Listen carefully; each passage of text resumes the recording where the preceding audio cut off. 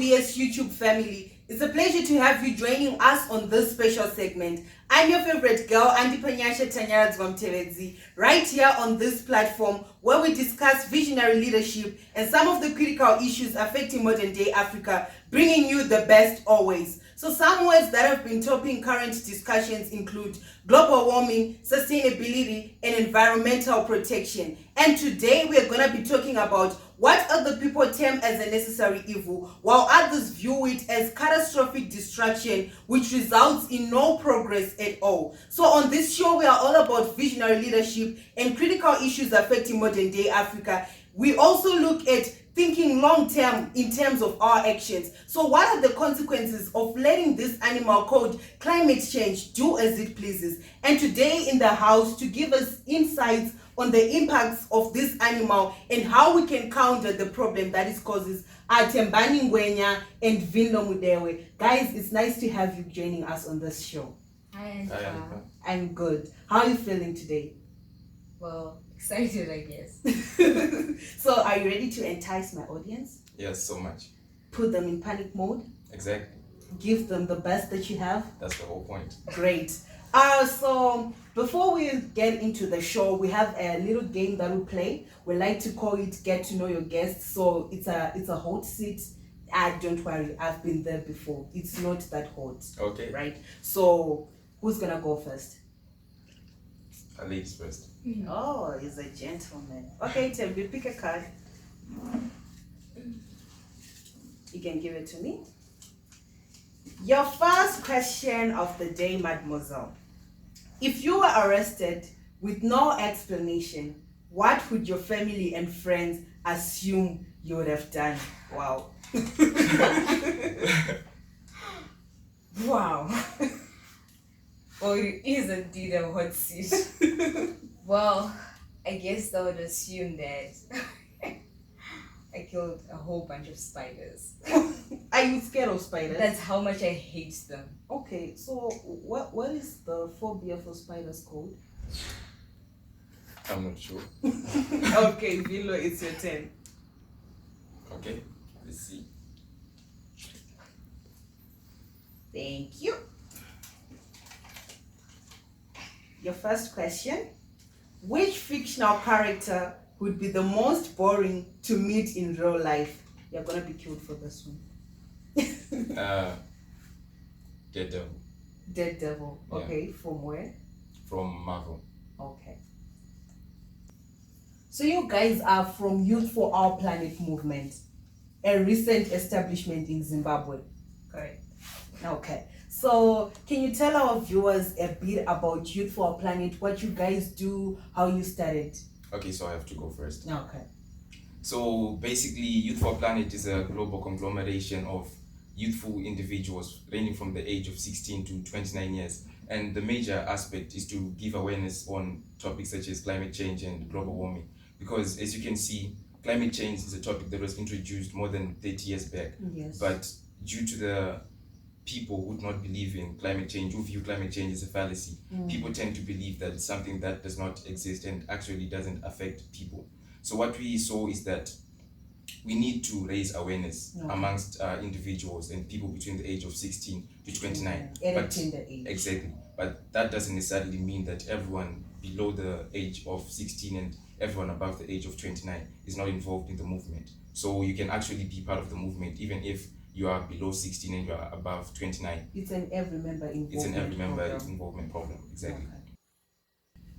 So it's amazing how we have young people speaking very seriously and approaching big organizations and big boards to talk about the environment. We have people like Greta Thunberg, who's been going on international podiums to advocate for the climate, which has made us realize that the planet is ours, our future is at stake, and we need to act. Yes. So, and we also have you guys, Youth for Our Planet, the first ever in Zimbabwe. So why should we as young people care about the environment? Okay, so the concept pertaining to young people has answers on several philosophical levels, but I'm just going to attack one of those.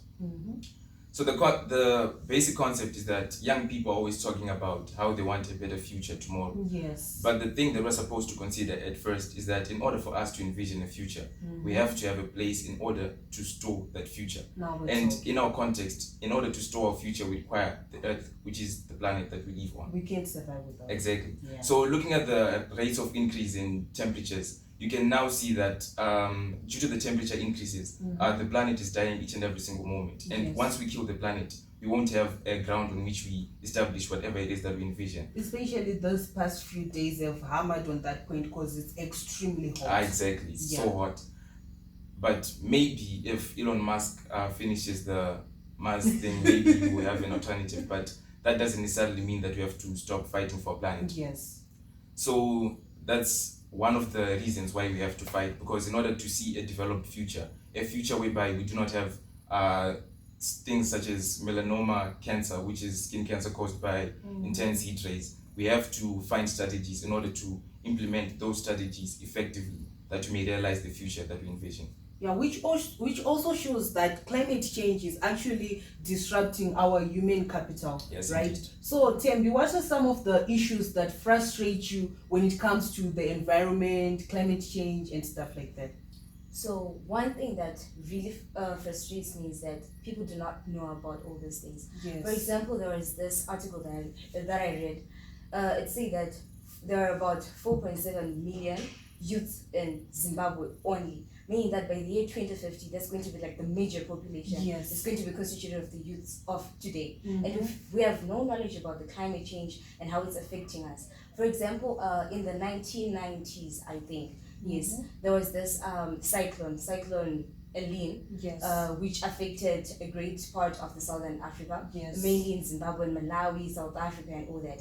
Then fast forward, we go to 2008. There was this period of drought and all this, Yes. and then earlier, it was last year, right? When no, this year, Yeah. there was cyclone Idai. Yes. And it shows that in the years to come, this is not only going to be a seasonal thing when we're going to have all these cyclones. We're It's going to have have periodic droughts. exactly. We're going to have the climate change is going to affect us on an annual basis. Each year, there's going to be some major cloud hovering upon us and all that, and we need to be very cognizant about our environment. And your how it's frustration affecting us. is justified. Yes. So, catastrophic disruption, result, no progress.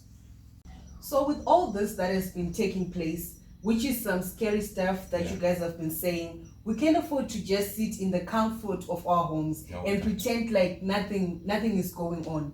We are supposed to stand up and start to take action. Yeah. So now that people know about these environmental issues and how they are affecting them, right? But they do not know what they are supposed to do in order to harness opportunities to clear out these problems that are being caused by climate change. Because whether we like it or not, it's affecting us. For girls, we are going into Edgar's topics and truths. You guys are buying crop tops and shorts because Yes. it's extremely hot. So what would you say to our fellow youth out there to put them in panic mode and so that they start acting towards clearing out climate change problems? Well, for starters, everything really starts on a small scale. Yes. Well, it all starts in the small things, like only closing the tap after you're done washing your hands, like As simple as planting trees and flowers and all that. That can also help the environment, also beautifying the environment. It takes the really small things that we take for granted, just picking up litter when, like people are throwing litter everywhere, just picking up litter after everybody's done eating. Or it's all on the small things that we have. It's Yeah, all the habits that we teach ourselves. So I think it's all about the mindset that we have about the environment and also our attitude towards the environment that really needs to change. And on the issue of litter, you have said something that is fundamental, because then we have plastics destroying our water life, like Yes. our fish and everything that is living in water. Vino, what do you have to say? So from a personal perspective, I really believe that in order to tackle a problem, you have Yes. to know about the problem first, because you can't tackle something that you do not know about. That's true too. So there is a saying which says that knowledge is like a garden. If it is not cultivated, it cannot be harvested. So the thing that a person can actually do at the comfort of their homes Yes. is actually finding resources online that speak to most of these climatic issues and also Making sure environmental that you're concerns. knowledgeable about the subject. Exactly. And there's also another quote which says that the presence of a beard does not make one a philosopher. So that basically means that even as young as you are, you don't necessarily have to have a beard in order to bring about change and impact change within your community. So it's all about knowing about the situations that are happening around in your area, and also from that knowledge you're able to generate solutions. So it's actually time to stop looking at the elders, and us as youth, it's time for us to take action. Exactly. We must not wait for the older generation, No. because it's gonna fade away. Yes. They've been to the trenches and back. We don't know what happened there. It's time for us to create our own circles and make sure that we create a conducive home for our survival. Exactly. Right. So to our viewers, we'd like to thank you for joining us on this special segment. There was some rude talk that was going down in the house today, and we hope that you have been put in panic mode so that you can start acting. Stop taking climate change as a necessary evil, but rather view it as something that leads to catastrophic destruction, which will hinder our progress as we take our hegemony in the world. So from myself, our guests, and the crew at the 11 Brew, we love you so much. Don't forget to subscribe, like, and comment this video.